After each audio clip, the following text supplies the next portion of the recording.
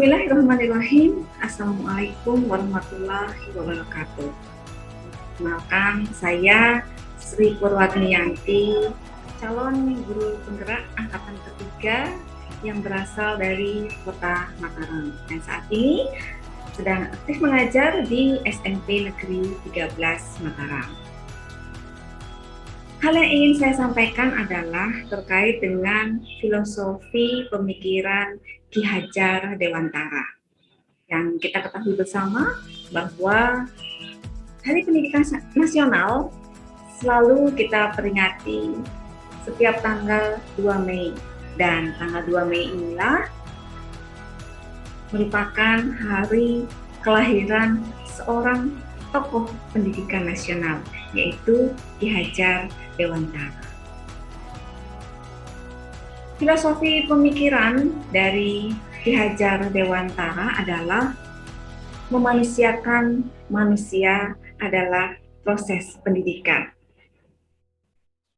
Lalu, tujuan pendidikan adalah memerdekakan manusia secara lahir, batin, pikiran, dan tenaganya. Selanjutnya, Ki Hajar Dewantara juga membedakan antara pendidikan dan pengajaran. Pendidikan adalah tuntunan atas semua kodrat pada anak-anak agar mereka sebagai manusia dan sebagai anggota masyarakat dapat mencapai kebahagiaan yang setinggi-tingginya. Sedangkan pengajaran adalah proses memberi ilmu pengetahuan agar berguna bagi kehidupannya kelak. Makna pendidikan dan pengajaran yang sesungguhnya menurut Ki Hajar Dewantara adalah bahwa pendidikan berkaitan erat dengan kemerdekaan. Kemerdekaan sebagai syarat pendidikan bermakna bahwa pendidikan anak bangsa didasarkan atas kemauan dan kesadaran diri yang terbebas dari paksaan dan tekanan. Karena pendidikan berdasarkan kemerdekaan tadi, maka akan mampu membentuk manusia yang bermanfaat, sehat jiwanya, sehat raganya, dan juga sehat rohaninya. Setiap anak yang mengenyam pendidikan dimanapun, secara jiwa dan fisik merasa bebas dan merdeka. Kemerdekaan ini membuat mereka mampu mengembangkan dan meningkatkan potensi dirinya, memiliki budi pekerti yang baik, dan menginspirasi orang lain.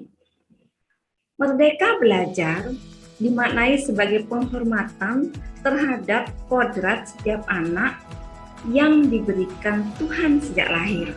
Misalnya, bakat, minat, kesenangan, keunikan karakteristik, dan lain-lain yang membedakan dengan individu lainnya. Dalam menuntun laku dan pertumbuhan kodrat anak, Ki Hajar Dewantara mengibaratkan peran pendidik itu seperti seorang petani. Pendidik adalah petani yang akan merawat bibit dengan cara menyayangi gulma di sekitarnya, kemudian memberikan air, memberikan pupuk agar kelak tanaman itu dapat berbuah lebih banyak. Anak-anak tumbuh berdasarkan kekuatan kodratnya yang unik. Tidak mungkin seorang petani atau pendidik mengubah bibit mangga menjadi buah anggur misalnya. Anak-anak itu seperti biji tumbuhan yang disemai dan ditanam oleh petani. Meskipun bibit tersebut kurang baik, diharapkan dapat tumbuh dengan baik karena perhatian dan perawatan dari petani. Dan sebaliknya juga, meskipun bibit itu adalah bibit yang berkualitas baik, namun tumbuh di lahan yang gersang misalnya, dan tidak mendapatkan perawatan, tidak mendapatkan pengairan yang baik dari seorang petani, maka biji jagung itu mungkin tumbuh tidak akan optimal. Demikian misalnya. Dalam proses menuntun, anak itu diberi kebebasan. Namun, pendidik sebagai pamong dapat memberi tuntunan dan arahan, kemudian tetaplah menjaga agar anak itu tidak kehilangan arah dan membahayakan dirinya. Seorang pamong dapat memberikan tuntunan agar anak dapat menemukan kemerdekaan dalam belajar. Disebut sebagai sistem among, ingarso sung tulodo, keteladanan untuk semua jenjang peserta didik. Ing madyo mangun karso, kemampuan membangkitkan semangat dengan selalu berada di tengah peserta didik. Tuturi handayani, mendorong dari belakang agar peserta didik mampu mencoba tetapi tidak ditinggalkan. Tentu bobot setiap jenjangnya menyesuaikan. Ki Hajar Dewantara juga mengingatkan agar pendidik untuk terbuka namun tetap waspada terhadap perubahan-perubahan yang terjadi.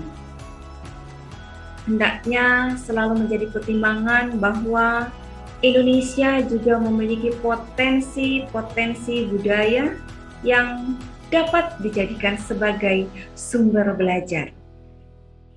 Jangan menyeragamkan hal-hal yang tidak perlu atau tidak bisa diseragamkan. Perbedaan bakat dan keadaan hidup anak dan masyarakat yang satu dengan yang lain harus menjadi perhatian dan diakomodasi. Demikian tentang filosofi pemikiran Ki Hajar Dewantara. Terima kasih sudah menyimak. Assalamualaikum warahmatullahi wabarakatuh.